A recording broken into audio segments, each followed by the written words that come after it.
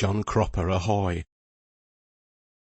A wet sheet and a flowing sea, a wind that follows fast, and fills the white and rustling sail, and bends the gallant mast. And bends the gallant mast, my boys, while like the eagle free, away the good ship flies, and leaves old England on the lee. Alan Cunningham. Mary had not understood that Charlie was not coming with her. In fact, she had not thought about it till she perceived his absence, as they pushed off from the landing place, and remembered that she had never thanked him for all his kind interest in her behalf, and now his absence made her feel most lonely, even the little mushroom friend of an hour's growth. The boat threaded her way through the maze of larger vessels which surrounded the shore, bumping against one, kept off the oars from going right against another, overshadowed by a third, until at length they were fairly out on the broad river, away from either shore, the sights and sounds of land being lost in the distance. And then came a sort of pause.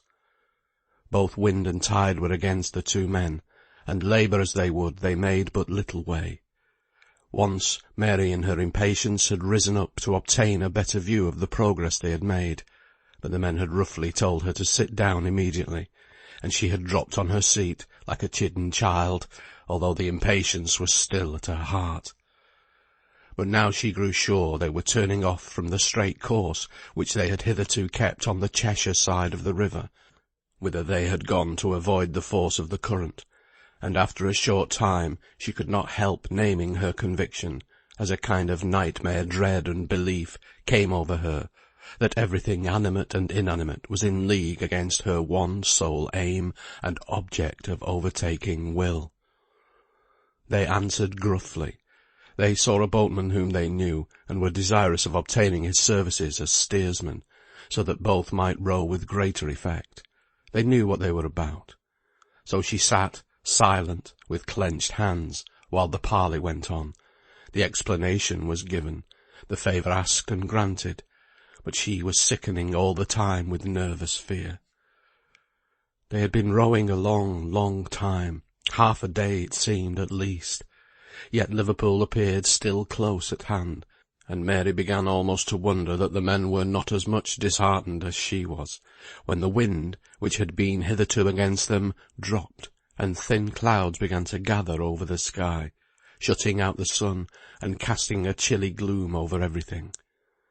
There was not a breath of air, and yet it was colder than when the soft violence of the westerly wind had been felt. The men renewed their efforts. The boat gave a bound forwards at every pull of the oars. The water was glassy and motionless, reflecting tint by tint of the Indian ink sky above. Mary shivered, and her heart sank within her. Still now they evidently were making progress.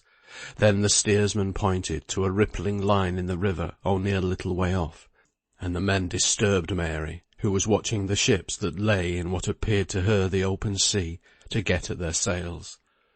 She gave a little start and rose.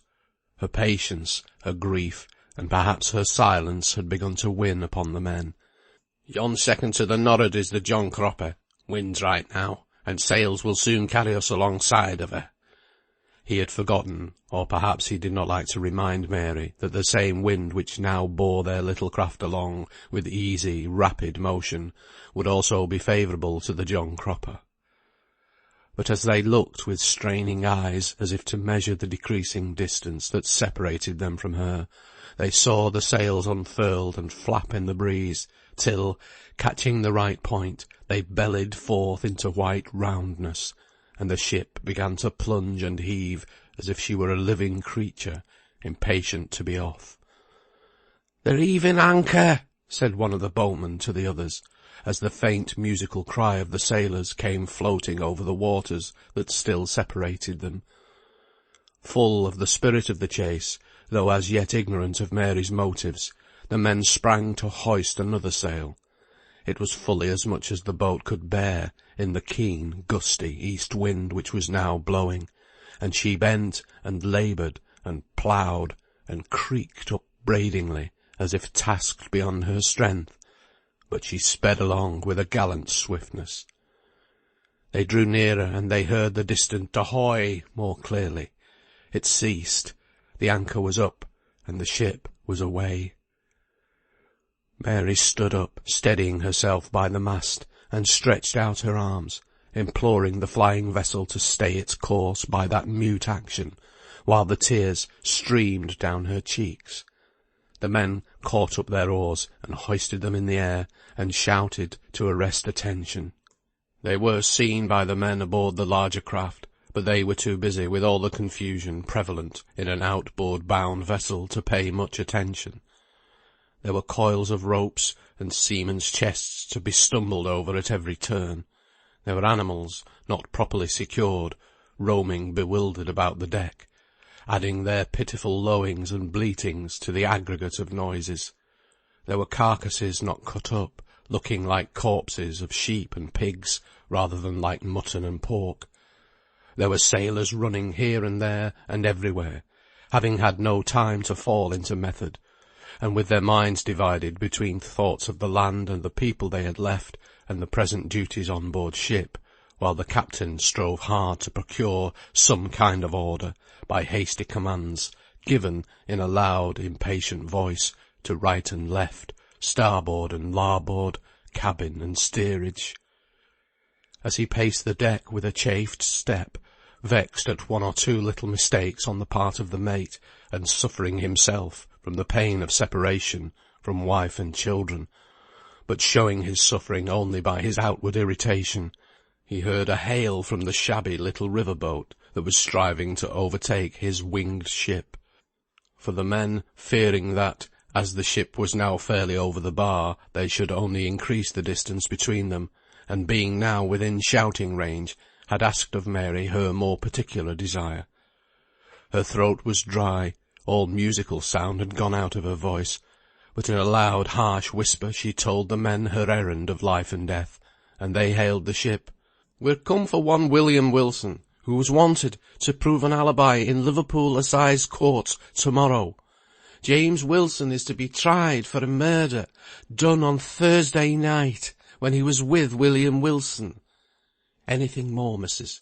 asked the boatman of Mary, in a lower voice, and taking his hands down from his mouth. "Say I'm Mary Barton. Oh, the ship is going on. Oh, for the love of heaven, ask them to stop." The boatman was angry at the little regard paid to his summons, and called out again, repeating the message with the name of the young woman who sent it, and interlarding it with sailors' oaths. The ship flew along, away. The boat struggled after.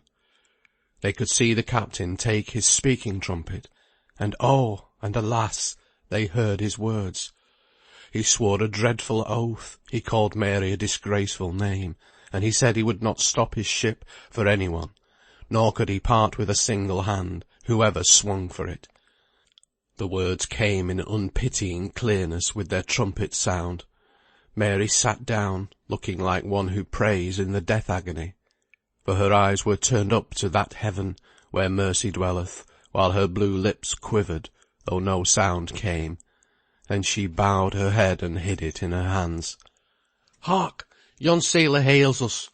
She looked up, and her heart stopped its beating to listen. William Wilson stood as near the stern of the vessel as he could get, and unable to obtain the trumpet from the angry captain, made a tube of his own hands. "So help me God, Mary Barton, I'll come back in the pilot boat, time enough to save the life of the innocent." "What does he say?" asked Mary, wildly, as the voice died away in the increasing distance, while the boatmen cheered in their kindled sympathy with their passenger. "What does he say?" repeated she. "Tell me, I could not hear." She had heard with her ears, but her brain refused to recognise the sense. They repeated his speech, all three speaking at once, with many comments, while Mary looked at them, and then at the vessel now far away. "I don't rightly know about it," said she, sorrowfully. "What is the pilot boat?" They told her, and she gathered the meaning out of the sailors' slang which enveloped it. There was a hope still, although so slight and faint. "How far does the pilot go with the ship?" "To different distances," they said. Some pilots would go as far as Holyhead for the chance of the homeward-bound vessels. Others only took the ships over the banks. Some captains were more cautious than others, and the pilots had different ways. The wind was against the homeward-bound vessels, so perhaps the pilot aboard the John Cropper would not care to go far out. How soon would he come back? There were 3 boatmen, and 3 opinions, varying from 12 hours to 2 days. Nay, the man who gave his vote for the longest time, on having his judgment disputed, grew stubborn, and doubled the time, and thought it might be the end of the week before the pilot boat came home. They began disputing and urging reasons, and Mary tried to understand them, but independently of their nautical language, a veil seemed drawn over her mind, and she had no clear perception of anything that passed. Her very words seemed not her own, and beyond her power of control, for she found herself speaking quite differently to what she meant. One by one her hopes had fallen away, and left her desolate, and though a chance yet remained, she could no longer hope. She felt certain it too would fade and vanish. She sank into a kind of stupor. All outward objects harmonized with her despair. The gloomy leaden sky, the deep dark waters below, of a still heavier shade of colour, the cold, flat, yellow shore in the distance, which no ray lightened up, the nipping, cutting wind. She shivered with her depression of mind and body. The sails were taken down, of course, on the return to Liverpool, and the progress they made, rowing and tacking, was very slow. The men talked together, disputing about the pilots at first, and then about matters of local importance, in which Mary would have taken no interest at any time, and she gradually became drowsy, irrepressibly so indeed, for in spite of her jerking efforts to keep awake, she sank away to the bottom of the boat, and there lay couched on a rough heap of sails, rope, and tackle of various kinds. The measured beat of the waters against the sides of the boat, and the musical boom of the more distant waves, were more lulling than silence, and she slept sound. Once she opened her eyes heavily, and dimly saw the old grey, rough boatman, who had stood out the most obstinately for the full fare, covering her with his thick pea-jacket. He had taken it off on purpose, and was doing it tenderly in his way, but before she could rouse herself up to thank him, she had dropped off to sleep again. At last, in the dusk of the evening, they arrived at the landing place from which they had started some hours before. The men spoke to Mary, but though she mechanically replied, she did not stir. So at length they were obliged to shake her. She stood up, shivering and puzzled as to her whereabouts. "Now tell me where you're bound to, missus," said the grey old man, "and maybe I can put you in the way." She slowly comprehended what he said, and went through the process of recollection, but very dimly, and with much labour. She put her hand into her pocket and pulled out her purse, and shook its contents into the man's hand, and then meekly began to unpin her shawl, although they had turned away without asking for it. "No, no," said the older man, who lingered on the step before springing into the boat, and to whom she mutely offered the shawl. "Keep it. We donnot want it. It were only for to try ye. Some folks say they've no more blunt, when all the while they've getten a mint."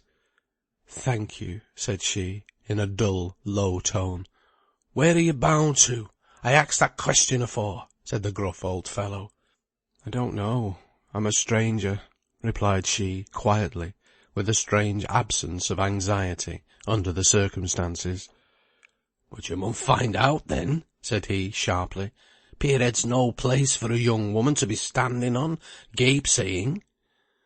"I've a card somewhere as will tell me," she answered, and the man, partly relieved, jumped into the boat, which was now pushing off to make way for the arrivals from some steamer.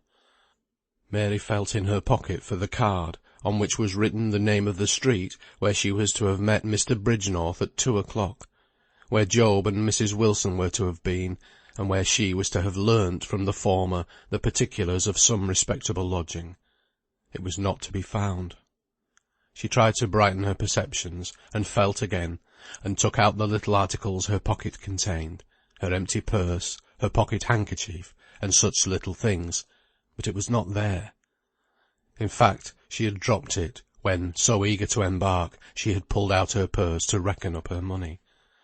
She did not know this, of course. She only knew it was gone. It added but little to the despair that was creeping over her, but she tried a little more to help herself, though every minute her mind became more cloudy. She strove to remember where Will had lodged, but she could not. Name, street, everything had passed away, and it did not signify. Better she were lost than found. She sat down quietly on the top step of the landing, and gazed down into the dark, dank water below. Once or twice a spectral thought loomed among the shadows of her brain, a wonder whether, beneath that cold, dismal surface, there would not be rest from the troubles of earth. But she could not hold an idea before her for 2 consecutive moments, and she forgot what she thought about before she could act upon it. So she continued, sitting motionless, without looking up, or regarding in any way the insults to which she was subjected. Through the darkening light the old boatman had watched her, interested in her in spite of himself, and his scoldings of himself. When the landing place was once more comparatively clear, he made his way towards it, across boats, and along planks, swearing at himself while he did so, for an old fool. He shook Mary's shoulder violently. "Damn you, I asked you again where you're bound to. Don't sit there stupid. Where are you going to?" "I don't know," sighed Mary. Come, avast with that story. You said a bit ago you had a card, which was to tell you where to go." "I had, but I've lost it. Never mind." She looked again down upon the black mirror below. He stood by her, striving to put down his better self, but he could not. He shook her again. She looked up, as if she had forgotten him. "What do you want?" asked she, wearily.